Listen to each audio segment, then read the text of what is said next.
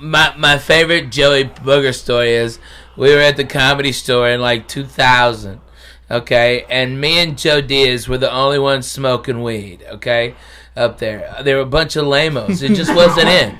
Me and Coco were it, and we kept on getting the ear beating from this black guy who said he was a producer from Fox. He was just doing this to come into the shows. He probably wasn't even a PA, a production assistant. You know, this guy was there, and he was so fucking annoyed and telling us about what TV show we should do and stuff like this. And Coco, I guess he had a head cold, and the boogers he was pulling out, Lee, They were like hard at the beginning, and then like really thick and wet at the end. I've seen it. Okay, you know what I'm talking about? Those they're amazing. It's like half Triscuit, half snail. Okay, all right, and he'd take those and he'd go to this guy and rub him in. Okay, that guy must have had 20,000 snots on the back of his jacket by the end of the night. Coco, I saw this one too. Lee, he got one going on one finger, all right, and then went with the other nostril with the thumb, all right, and so he had two, and that one looked like a fucking seagull shed on that guy's shoulder. It was so thick, and it was amazing. And this guy was such a fucking asshole. It was the most tremendous. I used to put snots on my high school teacher, Mr. Zink. Oh. And I used to hang out with his daughter. He used to wear the same black jacket every day. And once or twice a week, I'd go up to him and tap him on the shoulder and say, "What up, Mr. Zink?" And his back had fucking thousands of little dried snots. He would never wash the jacket. It was just my little snots on. Who else did I put a snot on? I put a snot on a few people. But that guy, the producer, was the fucking best, man. That was the best. Man, there's so many charlatans that came to the store over the years. Many. One of my finest moments in podcasting, believe it or not, had nothing to do with me. I get a call one night that we're going to go over to Bert Kreis's house. Bert calls me to his house. He invites me over. He's very gracious. And he goes, "Come over at a certain time. I'd like for you to do a podcast." At the time, I thought Bert was Johnny Professional. I get over there 20 minutes too early. He invites me into his man cave. He offers me something. We sit there. He gave me that weed that you like, the sativa from Betsy Crocker, whatever the fucking name is. Phil Stiller? You even bought a joint. You were very courteous. And we sat there and waited for Ralphie May. We got a call about 8:15. Saying that Ralphie was coming up over the hill. I remember you going, "Bert Kreischer, he's not coming up over the hill." Anyway, listen to me. It's 9 o'clock, and I go, "Listen, call him again and ask him where he is." So now he calls again. You call him, you call him, you call him. I go, "Bert, I think that's a reality that we might as well stop this." And all of a sudden the phone rings, and Ralphie May's like, "I'm stuck on Laurel Canyon. I'm just pulling up. I'm by a gas station. There's a don't give them the whole address. A pie place across the street." No, I'm talking about Laurel Canyon. Yeah. And what he's close to.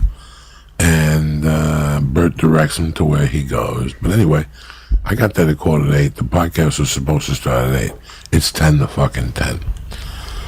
So Ralphie comes in smoking a vapor pen. I'm sitting there with Bert. We're having a blast. It's a great podcast. We go back and forth. Finally, it's 12:30 at night. The girls are sleeping. It's time to go. We hug. We walk out. I follow Bert out. Right? I follow Bert out. I don't know nothing. I can't see at night, so I'm going to follow the fucking leader. It's his house. But all of a sudden, I assume Ralphie's behind me. And I just hear, "Pa-ra-pa-pa-pa." And we both turn around in shock, and there's Ralphie laying in your daughter's dollhouse. It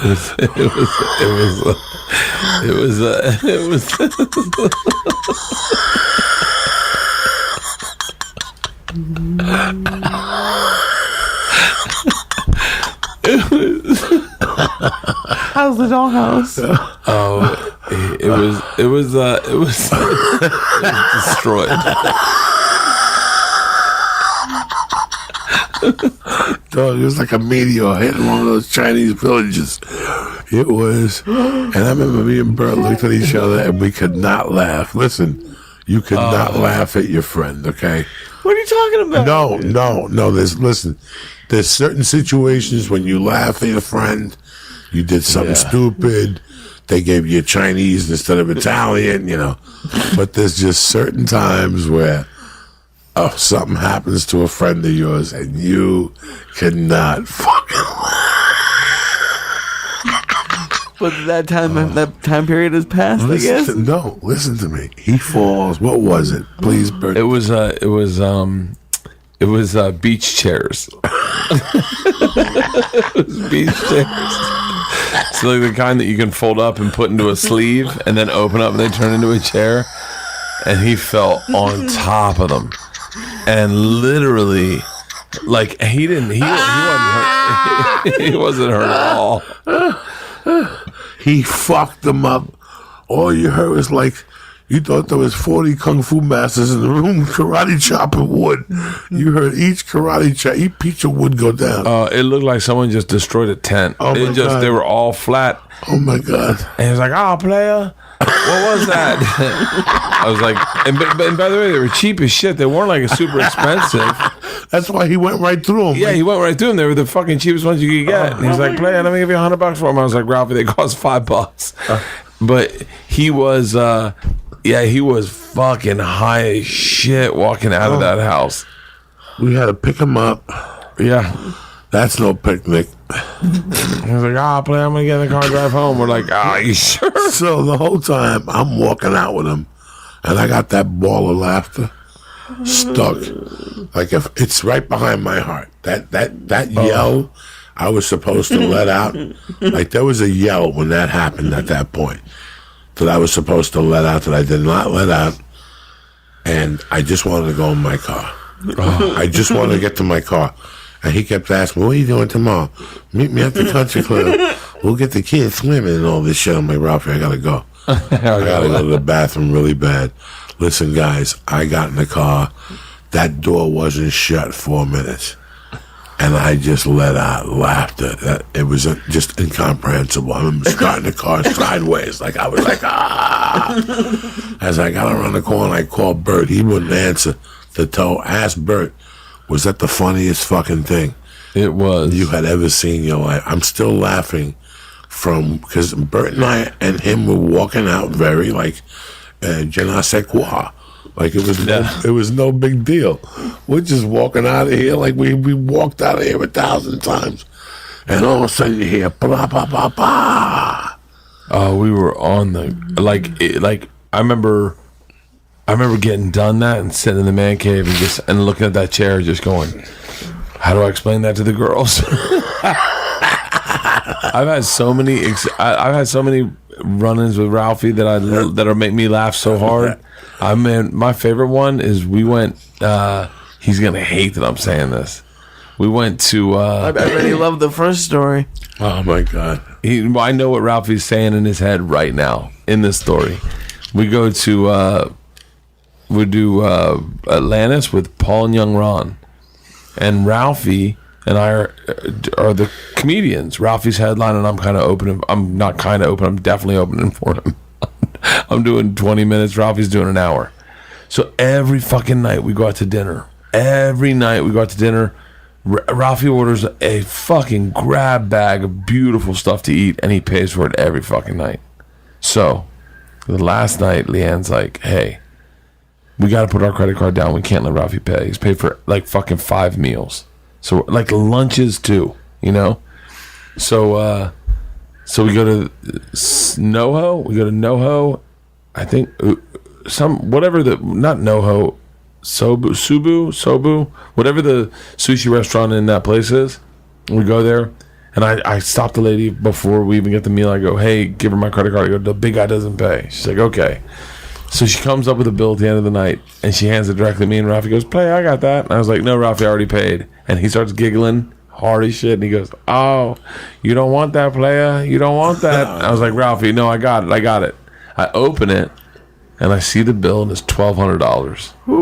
And I go, and he sees my eyes, realize I can't afford it. I can't afford it. I'm featuring. I can't afford it. No one can afford it. He sees my eyes and he starts laughing, this Ralphie laugh. And then Leanne says, how much is it?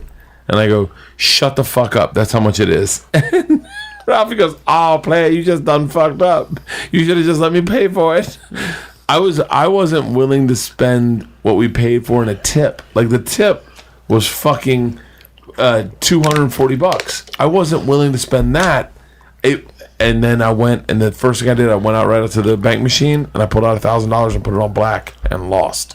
What? I fucking went down like $4,000 that night, and Leanne and I got into a huge fucking fight. Oh. And then Ralphie's, I said it on radio one time, Ralphie's like, player, we didn't eat 1,200 pounds of sushi, $1,200 of sushi. You drank $1,000 worth of booze, and we had $200 worth of sushi. I was like, I don't know, Ralphie. It's probably somewhere like 4 and 8. They were bringing out dolphins. Like, this is all we got left. Let me tell you something. I told Lee the other night when Ralphie first hit, it was very fun to see. He's the sweetest guy in the world, man. Listen, when he was broke, he was doing some amazing things. I've always loved that kid. Yeah. We were talking last night, about Houston food. And I said, listen, you guys, they were talking about queso. And I'm like, I'll tell you what, don't even bother. And they go, why not? You're being negative. I go, you know what? Because I hung out with Ralph when he first moved here, and there was 10 of them from Houston. And they would get together every night. This was when Doug gave Ralphie the apartment on Gardner. Doug Stanhope had an apartment on Compton, on Gardner? No, the apartment on the street where 7-Eleven is on Sunset Boulevard. Do you know what I'm talking about? Yeah. The 7-Eleven. So Yep. the block after that was Nick DiPaolo, and Mitch Hedberg lived on that block. The block after that was Ralphie, and the block after that was Josh Wolf. In 1998, that's how it was. All right, that's how it was. He was on Kirsten or something like that. Then there's Del whatever, and then there's Gardner. That's where Ralphie lived, and Vista is where Josh Wolf lived. This was a great comedy neighborhood. And let me tell you something, as broke as he was, Ralphie, he would leave the comedy store and invite you to his house, and he would deep fry a turkey in the backyard. You'd be eating deep fried turkey at 5:30 in the morning with mashed potatoes and stuff and playa. Yeah. He would go back to his house and cook for us. 85. It was always a something. You know what I'm saying? I'm not A package. I'm not embarrassed to say it was. No, because it went from. When did your mama pass? My mom passed November of '79, but Okay. before that, I was already a scallion. I don't want Right. nobody to think that all this shit. No. No, already I was doing. I was You already were dancing for money at the bar at 6. No. But I had already by that time when she died, I was already doing acid. No I had shit. sold acid that whole summer. I was making a living off of acid, a living off of microdot acid. I had it down to a science, Ralphie. I had it down to such a science, I had to cut a friend of mine in on it. And then the real money maker was Black Beauties. I would get Those are the Quaaludes, ups, right? The ups. Oh, okay. So I would get 1,000 for $45, but I would sell 100 for $35. And then you sold one for $1. Are you Ralphie? Wow. So you sold 40 of them, and you already Right. got your money back, Right. and you still had 960 of them to do it. There was no, you could only a loser could lose money on that deal. Yeah. And I would sell those to wrestlers. Little white and kids are to doing that now to Adderall. Right. So you get the, but not getting it for the numbers I was getting it No, for. no. Not for those numbers. Walgreens don't get them for those numbers. And these Black Beauties were fucking solid. I wasn't getting these from I was getting these from these two chemists that were kids down in a college in Pennsylvania, East Stroudsburg. And I remember towards the end, I was opening them up.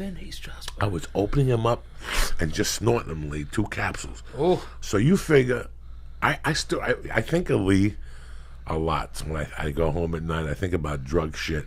And I think about one particular night when I was selling purple microdot acid. I probably had, when you sell it, Lee, you do it. So remember, you build your resistance. Yeah. So I might sell you one, and you might do one and get fucked up. But meanwhile, I got 4 of them in me. Right. And I'd be walking around, I'd be bumping into people. What's up? You got mescaline? Let me sell 2.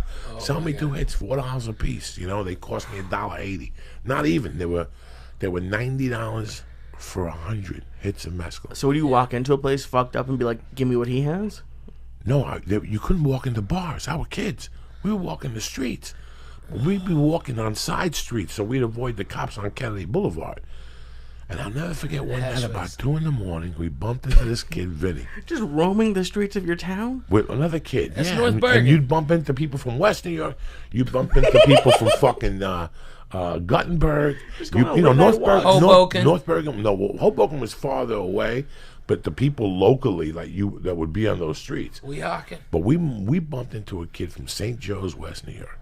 And I'm talking to him, and he's loading up his pipe. And he goes, "You got 2 hits of mescaline." I'll never forget this. He bought the 2 hits, and he goes, "Get one of those hits and crush it up and put it in the pipe. Let's smoke it." And dog, I almost thought my head was going to blow up. I looked at him and I go, "I've been thinking about this for a year, and now you just said it.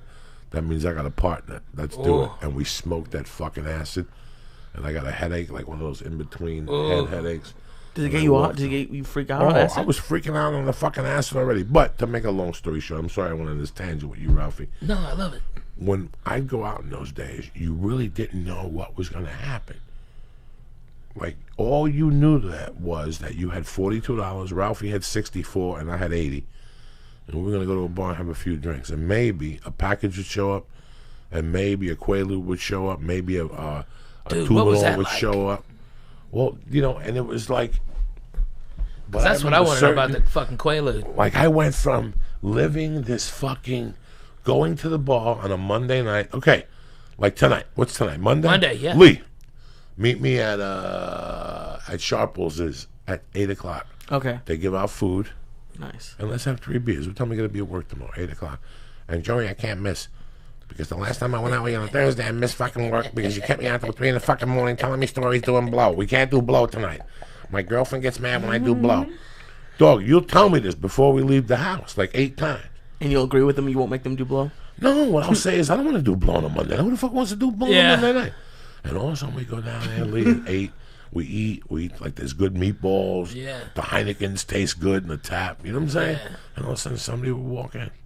Dog, I got these fucking Quaaludes. Oh my God. The guy fucked up on the chemicals. He made 100 of them, but he had the pan that way, so all the chemicals went to the fucking bottom of the Quaalude. So the ones on this side is the one he sold us, so they're like 3 strength. And next thing you know, Lee's like, "Jesus fucking Christ, okay, I'll split one with you because I got to get some sleep. I'm leaving here in 1 hour. You see my clock?" Like, I remember people saying it to me, like, "You see that clock? In 1 hour from now, I'm going to be the fuck out of here." And I would just sit there and go, "This is when I become De Niro in Casino with Mickey Rickles." Remember, Yes. remember when the I plane just saw would it break? the other day. When the plane broke and now they got you. That's me. At that point, why don't you tell... That's fucking God damn it. What's his name? Don Rickles. Don Rickles, Mickey Rickles. Yeah. At that point, Lee, that's when you come back and you go, "That was Paula. I gotta leave here in 1 hour, Joey, okay? Don't do nothing to me. I ate the half a Quaalude, that's it. No, I'm not gonna have another drink." "What do you mean you're not gonna have a drink? Ralphie just bought fucking round. You gotta have another fucking drink." And in that meantime, some skinny fuck with a missing tooth walks in and goes, "Dog, hey man, you want to buy a gram of blow for $75? Give me 25 and I'll give you 50 next week." I mean, and you're sitting there going, it's Monday fucking night. What else could happen here? Man. And all of a sudden, Fire walks in. This kid, Fire, Joe Lucci's cousin. And he walks. Did he hit a light bulb and set his hair on fire? Hysterical. And all of a sudden, he walks in with fucking Valiums with the V's in them. You know, this was a constant. And now I've never had anyone come up to ask me that at a They bar. don't even ask you. They just get a drink. And all of a sudden they wave, and next thing you know, you go to the bathroom to pee, and next thing you know, bam, they got you in the bathroom. "Dog, you want to buy these? Dude. They're $10 a piece. I give them to you for $7. I need the money. I want to go to New York and get my dick sucked." "Okay. What are you going to do? I'm going to pass out on some good pills, Lee. Let's get it. Come on. Give I me would pass on the pills, Lee, dude. give me the fucking you're money. crazy, Give me the Lee. fucking 20, Lee. Come on. You never pass. Lee, give me the fucking 20. Let's get the 6 pills, all right? Cut this shit." And that's it, Lee. That's how quick it happens. You went out thinking you were going to have an orange juice and a hamburger and watch the game, and you're going home jacked to the gills at 5 with a gram of blow in your pocket and 6 Quaaludes you didn't want. And your dick's mysteriously wet. But because I owe you $20, I gave you 3 of the Quaaludes to hold. You know what I'm saying? Yeah. Because I don't want the Quaaludes. Yeah, because I don't want them either. I don't want them in my house.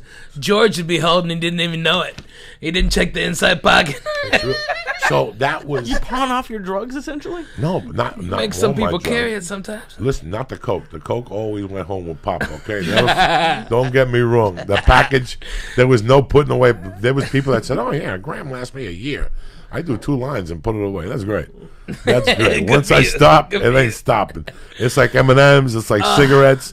It's like anything else you put in front of me. I think that honestly, okay, for the people at home, okay, Coco is the head preacher man over at church. What's happening now? I've been a member of the church. I might have been the first member. It was just the first member of the church. It was us. We started it together. Us. And okay. The last time I saw Coco do exactly what because he's talking about the 80s like he was a demon then. 10 years ago, Thanksgiving, pardon me. Coco did a 1/4 ounce of mushrooms. He smoked nearly an ounce of my weed, drank beers all day long, and then went down and did the Comedy Store and copped, okay? And that was the last night of evil. Oh, and acid. Acid, too. You had 4 hits of acid. Oh, my God. What? He ate a 1/4 ounce of mushrooms. I swear to God. It was purple. Okay? The Comedy Store a 1/4 ounce. was okay? purple. All right, and then 4 hits of acid. Smoked at least an ounce of my weed. Drank all my fucking orange juice. Okay? I had to call the Canyon Store twice to come up and bring more orange Tell juice. them about those sandwiches, dog. Oh, dude. Are they still there? Yeah.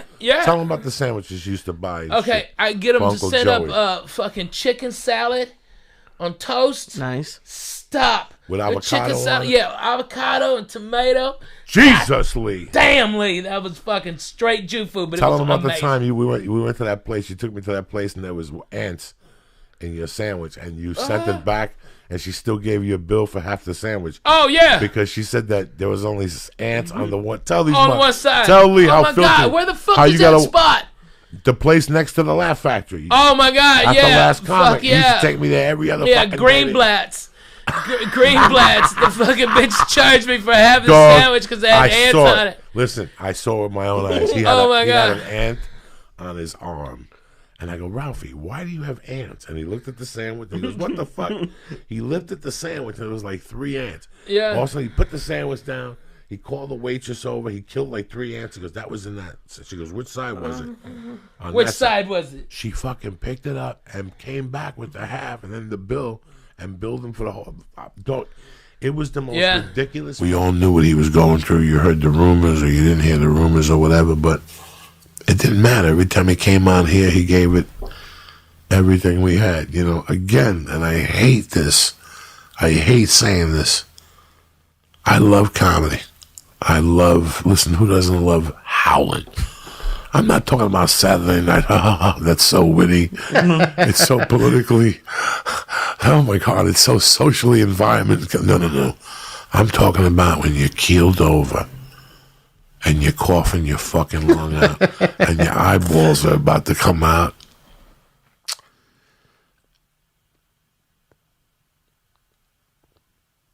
It's a weird thing for somebody to make you laugh that hard. And they just make your day. My God. I'm about to have a heart attack right now about that Bert Kreischer night. I can't even tell that story. That Bert Kreischer night, it was one of the funniest nights of my life. With the way when he fell into the fucking kid's house. I'm gonna piss my pants. This is it. The anxiety I just had. I don't have no anxiety medication on me. It was just amazing. This motherfucking guy fell into a fucking toilet bomb. Okay? And listen, you guys know I have no reason to lie to you people. I'm a fucking animal. Give me a towel, please, or something. Yeah, I have to. Oh, no, don't get up over there. You know, you guys know I'm an animal and I love to laugh. Do you know what it is to want to laugh, but you can't because this is... Just picture your mother falling downstairs. I gotta pee so bad. If your mother fell down the stairs, would you fucking howl? I don't think so. As soon as she was okay. You know what I'm saying? How much do you love your mother? But if she fucking gobbled down the stairs and her wig fell off, would you laugh? No, it's your fucking mother. It was the same thing with Ralphie that night. And let me tell you something. We're sitting there. We're smoking out. You know me, dog. You invite me to your house, I'm bringing a munition of weed. I'm like that Vegas shooter. I'm bringing everything with me. You know what I'm saying? You invite me over to your house for a podcast, I'm bringing edibles. Whatever. I'm just trying to be the best I can be. I'm showing up with the goods. You invited me over to your house. I know you get high. I'm going to bring the best weed, the best edibles. So, he invites me over. And I'm sitting there and we're waiting on Ralphie. And I know Ralphie, dog. Every time we had him on this podcast, the first 2 times I told Lee, listen, there's going to be one of these podcasts. We don't know when he's going to show. We'll give it an hour and then we'll start the podcast. But out of his love for me, he always was. One time I think he was 40 minutes late or something, but he showed up, he was solid. And some people, they just move a little slower, and I understood, but so the podcast's supposed to start at 8. This motherfucker shows up at 10. He sits on that fucking chair. You hear the wood like creaking the whole time. We do the podcast. He's fucking out of it, guys. Now, when I tell you out of it, we're family. Something else was lingering. If you want me to lie to you, I can't lie to you. Something else was lingering in the system. He's my brother. Me and Heavy, he's my brother. I don't say nothing. It's not for me to judge. We wrap up he's smoking the vapor pen. He just had that fucking pneumonia. Remember when they carried him off the ship? And I asked him if he tipped over the helicopter and all that shit. I used to torment his life. How many people had to carry him and the whole thing. And they took him off the ship and he went to the hospital and he stayed there for 3 weeks. And they put a tube in his lung. So when he came home, he obviously took the tube out and he couldn't smoke reefer. But he was hitting that fucking vapor pen. Now, I gotta tell you something. That vapor pen gets you high and all. But he's 500 pounds. That vapor pen, there's no reason why he should have been nodding, but it wasn't. So we got to wrap it up. It's fucking midnight. Bert's got 3 daughters, 2 daughters. His wife is inside. We got to walk through the house. Yeah, all quiet. The dog is barking, and here's me and Ralphie walking through the house. So we open up the man cave. Bop, bop, bop. Bert walks out. I walk out second. Ralphie follows. I help him up. Boom, boom, boom.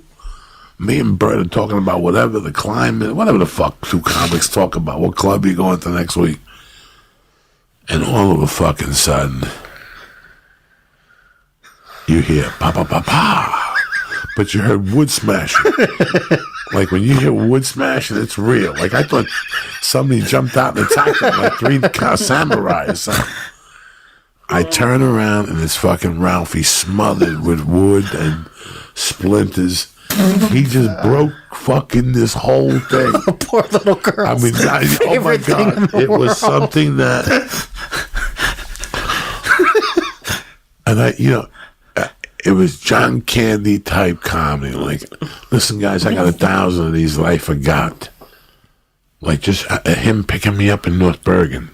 Like, he came to my hometown and picked me up and drove me around maybe 3 times. Wow. And then after that, I even got a call from a teacher friend of mine who I'm going to see this week in Tampa. That was my teacher since I was a sophomore in high school. I hooked him up with Ralphie. Wow. And he called the other day and said, I can't believe Ralphie's fucking dead. That's terrible. So I hooked Ralphie up with all my friends. Ralphie was tight with Mr. T. Ralphie was tight and loved George. My friend George, Lee loved George. Whenever he was in Jersey, George would bring him ribs, pork fried rice from Chan's. So last I heard, they're not going to have a service. They're going to cremate the body. Like I said, they're going to get a lot of wood. All right, they're gonna cremate the body, and then they're gonna take him to, and they're gonna have a reception in Arkansas with his family. They're gonna do something in Nashville, but most important, they're gonna do something in L.A. on Monday the 23rd or something like that. And we'll have to figure out how we're gonna do this, Lee. But we'll figure it out one way or another. We're always a strong fucking team here. For social, whatever. You could go on Facebook and dick around and show people what you had for lunch. Who gives a fuck? You know, who gives a fuck? Unless you're eating... Especially because people follow so many people, you really have to stick out. You really Yeah, have to stick man. out. And especially if you have a business. If you say, I mean, you'll get a lot of hits if you like took what you had for lunch and it's like Giner, you know, if it's a nice pussy meat, all right, that'll get a lot of hits. All Somebody right, asked but me that's that the one. only hit, man. Why If don't you're you taking a tape picture of your fucking sandwich, go fuck yourself. Why don't you tape your workouts? I like going to VMAC for the kettlebells. But when they tape my workouts, it drives me crazy. I do it for them because I like them. But I don't do it for me. I fucking hate that shit. Why is I this? hate that shit. For me to go to the gym and periscope myself. Listen, I go on the periscope and I do what I do best. And that's smoke reefer for 5 minutes. After that, I'm high. I don't want to talk to nobody after 5 minutes, right or wrong. If you're Right, smoking fucking good right. weed, you Yeah. smoked the joint, you had your soda, you had your donut. Is there anything else I can do for you? No. All right. See No. you later. Bye. Pasadena, See you. Lena. I'm putting the Get the fucking- fuck out of I'm here. putting the stereo on. I'm getting fucking. That's That's like right, man. I'm fucking That's the YouTube truth. music. I want to sit here and smoke dope and look at you, scratch your feet. Do me Yeah, a right. favor. Go to your own house and scratch your feet. Let me sit here and meditate on this fucking hash I just smoked. I'm hearing fucking sirens and shit. That's the point. That's the fucking point of this whole thing, is to get away and people want to fucking crowd you. Yeah, I love right. getting high, but I love getting high. I don't trust it anymore. My favorite thing in life is to get high and put fucking speakers on and just go for a fucking walk in the sun. You can't do it no Yeah. more. Somebody's gonna come up behind you and shoot you in the head, or you don't hear explosions, or fucking, Man. ISIS is running through the park, and there you are listening to fucking Prince. Man, like a Momo. fucking speaking of ISIS, I was down in Irvine. Holy shit. That is the most Arabs I've seen since fucking Kuwait. Have they taken- all right? have they taken over Holy Irvine? shit. Dude, these fucking retards, they throw their goddamn carpets out in front of the fucking fountain. It looks like valet parking for Magic Carpets. It's Arabian nights. Why are you tormenting these beautiful It's people? Arabian Why are days. you Hey, tormenting- because it looked blow uppy as fuck out there. That's why. Because those fucking, they're very combustible. That's why. No. And I've gotten shot at by those cocksuckers, That's Coco. those people over I've there. been to Iraq. Not the ones here. I've been to The Iraq. ones here, they're nice people. Hey, I'm telling you. I don't know they're nice people, Coco, I trust because I them, they're can't. here. I can't fucking tell their Listen, difference. They're I- walking around with that Listen, fucking I hot know jeep these or whatever people- the fuck these that people are shit very is, nice. looking blow uppy like a used to- motherfucker. listen, I'll Man, tell you what. I'll throw a ham sandwich at them. They'll kill themselves. I'll solve this fucking problem. always had fucking success with people from those communities. I don't know why. And when I was young, I had my. I like fucking views. some of them. You know who I really dig, and it's fucking crazy? Iranians. I fucking like Iranians more than I do the Arabs. All right, I love fucking them way all. more. I love the Iranians. I love the Armenians. Oh, I like the Armenians too. They're The fucking Armenians don't crazy, fuck and it's around. like, hey, comb your shoulder, bro. I like at this point in my life. I like mean, everybody. I got Yeah, right? Yeah, listen. I hate Russians. I'll tell you that. I don't like Fuck fucking Russians. Why don't you keep it Fuck up? Russians. Keep it up. They're gonna drop a grenade and Good, fucking here. good, Russians good. and fucking Arabs. I You can't hate make- fucking Russians. Russians are nice I've people. hated Russians Look, since I'm Cuban. goddamn '84. Why you and when they insulting killed me? Swayze and Red Dawn, they Nah, can suck but- my dick. nah, And you know what? They killed Apollo Creed too, Listen, nigger. so Don't what? forget, Both you of them slipping. died on the street, Hey, too. go fuck that self. Fuck, All right, Patrick those Swayze cocksucking looking. Russians. They put baby in the corner. Fuck them motherfuckers. No, I like I hate them. those Russian cocksuckers. people are very Eat nice a dick, people. Russians. They got nice fucking weed stores. They don't bother nobody. They always give you an extra gram. They know what's going on. Yeah, the Russians like the- here, they're the ones who's seeking the great American dream and taking right. over white people and punching them in the face. I'm talking about the cocksucker Russians, okay, that are in Russia. Okay, I mean, Lee's probably fucking Russian Jew. I am, yeah. Yeah, He's he's a Russian Ashkenazi like a nig, man. I love that guy. All right, but that's what it is. That's what it is. Lee's down. Okay, I like Lee. Ashkenazi like a Nick. That's Yeah, so right? funny. For real, because look at you, Lee. You ain't wearing no sweater in the fucking summer, okay? You ain't smoking shit crazy cigarettes. You don't smell like smoked fish, all right? Those Jews always smell like fucking fish, those fucking crazy Russian Jews over there in West Hollywood. That's all they got. That's all they got, bro. Where are What they? is On it? Fairfax? Oh man, I wish they were on Fairfax. They're on Sunset. That's a big place. That club by that urban ramen place. That used to be that. I mean, it's been like 1,000 places. It was right across from Green Tea House where we used to go. You remember we used to go over there for fucking. It's right across. That's a big Russian hangout, dude. They're all Russian gangsters. All right. One of their girls hit one of our cars, and they came out and said it was our fault, and the car was parked, and nobody was in the fucking car. And they started fucking saying something. And you know me, Coco. I carry a pistol a lot.